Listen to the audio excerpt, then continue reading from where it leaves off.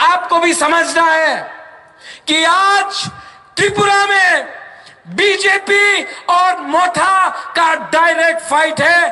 कांग्रेस कहीं में नहीं है, सीपीएम कहीं में नहीं है। अगर सीपीएम का वर्कर को अपना संपत्ति बचाना है, अगर सीपीएम का वर्कर को अपना बच्चा का भविष्य के लिए देखना है, अगर सीपीएम कांग्रेस का वर्कर को अपना 5 साल सोचना है, तो सिर्फ त्रिपुरा मोथा का वॉरियर आपको सुरक्षा दे सकता है।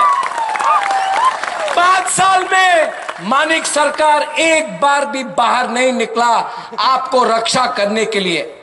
कांग्रेस से बड़ा बड़ा नेता आता है, अगरतला में बीजेपी का बाइक बहानी से मार खाता है। सिर्फ मोथा का, वाईटीएफ का, बुलुई का, बुमा बदल का, मोथा का जो वॉरियर्स हैं, वो चैलेंज कर सकता है बीजेपी के साथ।